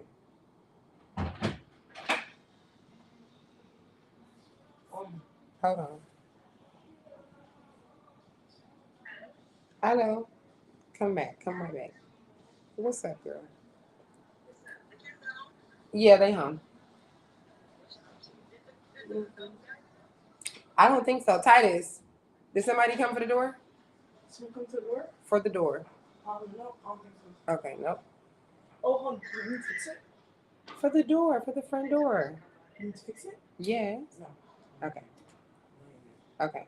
No. You said what? Okay, Titus. Were you able to go? Yes, I was. How was the guy? He was sweet, right? Yeah, he was sweet. He was nice.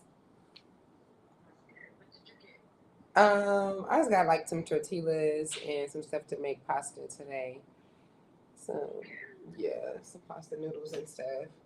Girl crawling out that window. I said, you know, when you said earlier, when you were like, this is so embarrassing, I was like, oh, she probably just feel like that because, you know, it's her house, it's her neighborhood. But then when it was my turn, I said, ooh, this is embarrassing.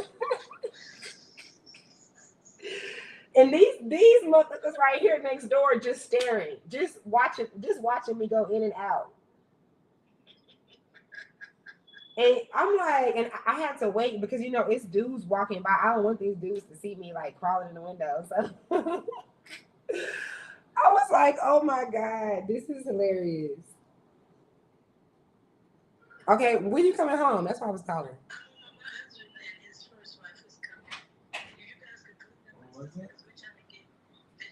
Nothing.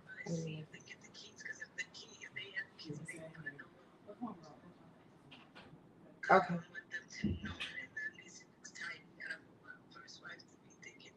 Yes. We got you. We got you though. Yeah. Call them so we can all just do it real quick. Okay. Oh what?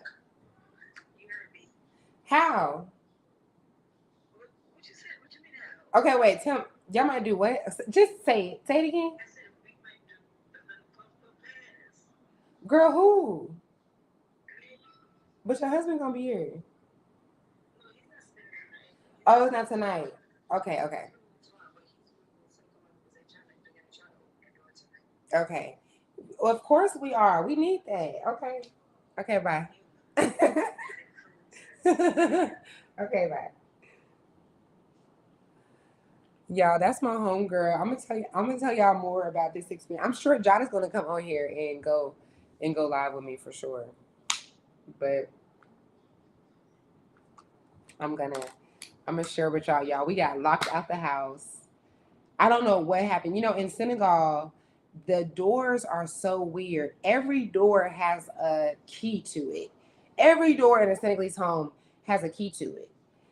And it even has a door, like every door has a key to like both sides of the door. Like it's just so extreme. There's got to be an overpopulation of keys in this country because it's just so unnecessary, all these damn keys. So I can't even tell you what happened. Like I took the key out of her door, I put it in the front door to lock the door. It's the only, like I took it out from the inside and then we shut the door and I locked the door with that same one key. And that one key has locked us outside of her house. And because the doors are just they different, like they don't have the things that we have on our doors. So you can't just open the door easy like that. Like it's a whole thing when you don't have the key. It's a lot, y'all. We've been. I'm gonna have to just stay tuned for my vlog, okay? Because I'm gonna talk about this in the vlog. It's been so crazy. The neighbors, they are just being a-holes about it. But yeah, we were like locked out for 3 hours, and then now we can't go through the front door, so we have to crawl through the window. Oh my God, it's so crazy. I had to go to the grocery store earlier. Crawling through the window is crazy.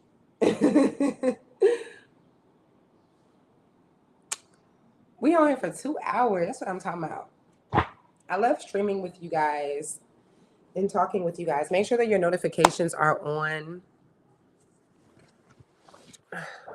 Come in. Kai.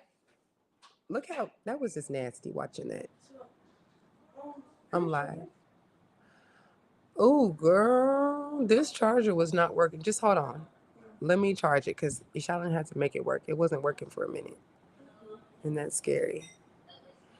Um, yes. So hit the thumbs up if you enjoyed this live. Share. It doesn't matter how long it was. If somebody is supposed to watch it, they will. And also, if you are interested in my mentorship program or any of my other services, my MDR sessions, I'm also a painless birth worker. All these things you can find on my website at earthisschool.com.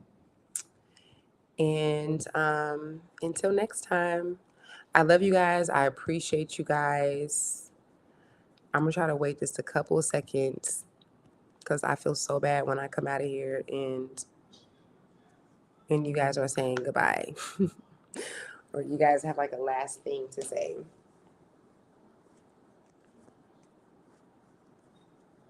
So let's say our goodbyes now. There's some type of delay. It might be the software that I'm using.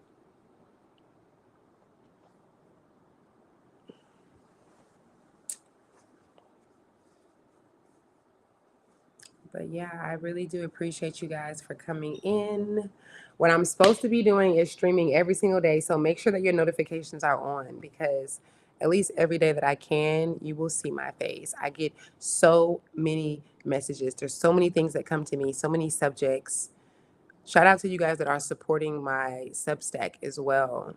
My writing career by following my blog and the things that I write.